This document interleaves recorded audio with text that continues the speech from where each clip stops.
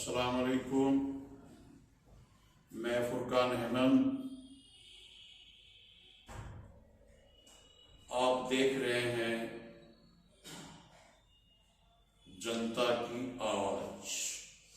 देशवासियों, दोस्तों, अभी कुछ दिनों पहले हल्द्वानी जिला नैनीताल उत्तराखंड में घटना कहो या दुर्घटना कहो या सरकार और सत्तारूढ़ दल और शासन प्रशासन की साजिश का हिस्सा कहो, हल्द्वानी प्रकरण पे आज कुछ बातें करनी है। और बातें इसलिए करनी है कि बात करना जरूरी हो गया।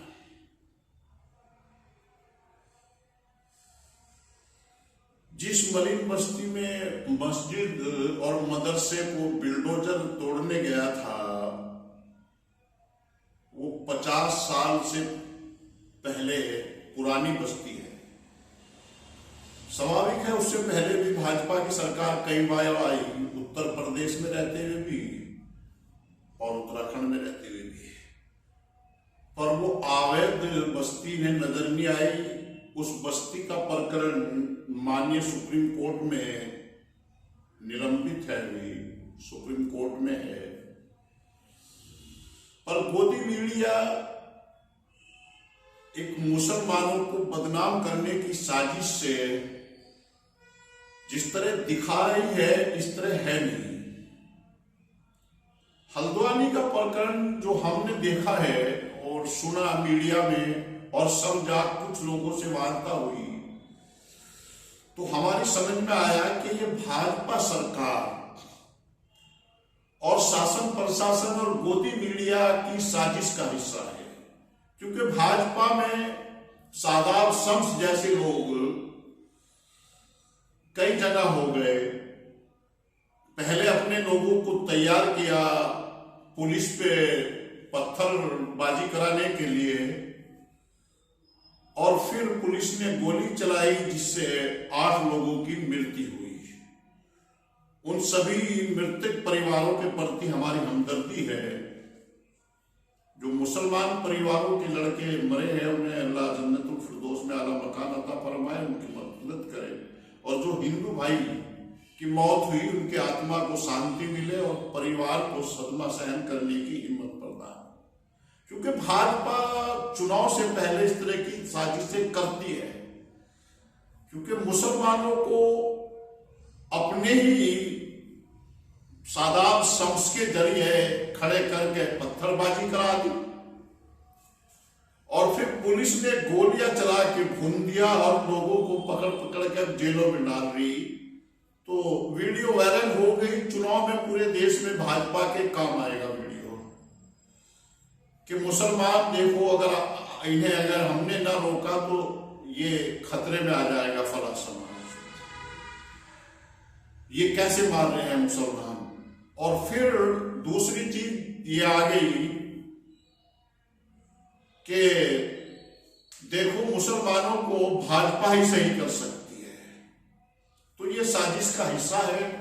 इस प्रकरण की हाई कोर्ट के सिटिंग जज या सुप्रीम कोर्ट के सिटिंग जज जांच करे, तब पर्दाफाश हो पाएगा। इतना जरूर है कि मैं उत्तराखंड और देश की जनता से अपील करना चाहता हूं कि शांति व्यवस्था और भाईचारा एकता बनाए रखे, नेताओं के चक्कर में न फंसे। अभी आजकल एक भड़काऊ बयान वायरल हो रहा है मौलाना तौकीर रजा साहब का। हम उसका भी समर्थन नहीं करते, पर आपसे दोस्तों बड़े अदब और तमीज के साथ पूछना चाहता हूं कि आदरणीय योगी जी ने तो संविधान की शपथ ली, क्या जो वो भाषण देते हैं, ठोको, उड़ा दो, बिल्डोजर से कर दो, मट्टी में मिला दो, क्या वो भाषण संविधान के दायरे में है? जो उत्तराखंड के मुख्यमंत्री ने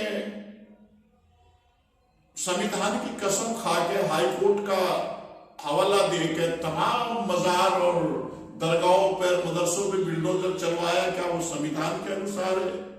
जो आदरणीय प्रधानमंत्री लोकसभा में कौटे पीटते हैं, एक अकेला सब पे भारी, और घोष, तो क्या वो संविधान के अनुरूप है? हम कहना चाहते हैं कि मर्यादा पुरुषोत्तम सिया राम को ना कोई लाया है और ना कोई ला सकता। वो थे, हैं और रहेंगे, और देशवासियों के नहीं पूरी दुनिया के पूजनीय हैं, और हम बड़ा अदब करते हैं उनका, बड़ा इज्जत और एहतराम से नाम लेते हैं। पर राम का आचरण भाजपा नहीं अपना रही। सब लोग जानते हैं कि सिया राम ने माता सीता के लिए रावण का, लंका का क्या हुआ, रावण का राज खत्म हो गया। और माननीय मोदी जी शादी करने के बाद अपनी पत्नी छोड़ दी और कहते हैं कि हम तो राम को लाए हैं। अरे ढोंगी है, राम के नाम पे खुद आए हैं। और भड़काऊ बातें इस टाइम जो भाजपा कर रही है, इनसे अलावा कोई नहीं कर सकता। भाजपा, बजरंग दल और इनके कई ऐसे नेता हैं जो साधु सन्यासी बने हैं, पर उनकी मर्यादा, भाषण देखें तो साधु सन्यासी का भाषण ऐसा नहीं हो सकता। और हम तो कहना चाहते हैं कि मौलाना हो या मुफ्ती हो, भड़काऊ भाषण नहीं देना चाहिए। देश प्यार से, मोहब्बत से और एकता से चलेगा। पर भाजपा के नेताओं को और कुछ साधु संतों को भी मर्यादा में रहना पड़ेगा और श्री राम से सीखना पड़ेगा कि भड़काऊ भाषण नहीं देना, मर्यादा में रहना है। इस देश को बड़ी मेहनत से, बड़ी कुर्बानियों से हमारे और आप लोगों के बुजुर्गों ने आजादी दिलाई है। और संघी परिवार के लोगों के विषय में सभी जानते हैं कि वो आजादी नहीं चाहते थे, अंग्रेजों के गुलाम थे। आज संघी परिवार सरकार में है तो वो अपनी विचारधारा को थोपना चाहते हैं। अभी एक यूपी में प्रकरण हुआ है, जयंत चौधरी भाजपा में चले गए। अरे पहले भी भाजपा में थे, उनके पिताजी भी भाजपा में थे। जहां तक आदरणीय स्वर्गीय चौधरी चरण सिंह जी का मामला है, उन्हें जो भारत रत्न मिला है पहले ही मिल जाना चाहिए था, हम उसका स्वागत करते हैं। पर मोदी जी की और चौधरी चरण सिंह की विचारधारा को जमीन आसमान का अंतर है। चौधरी चरण सिंह जी एक सेकुलर नेता थे, किसानों के हितैषी थे, देश को जोड़ना चाहते थे। माननीय मोदी जी संघी है, संप्रदाय फैलाते हैं, सांप्रदायिकता फैलाते हैं। किसान, मजदूर, महिला विरोधी है। महिला पहलवानों को उनकी पुलिस ने रौंदा है, किसानों को गोलियों से मारा है, और 700 किसानों के परिवार जयंत चौधरी को और मोदी जी को माफ नहीं कर पाएंगे। जय हिंद। चौधरी चरण सिंह अमर रहे।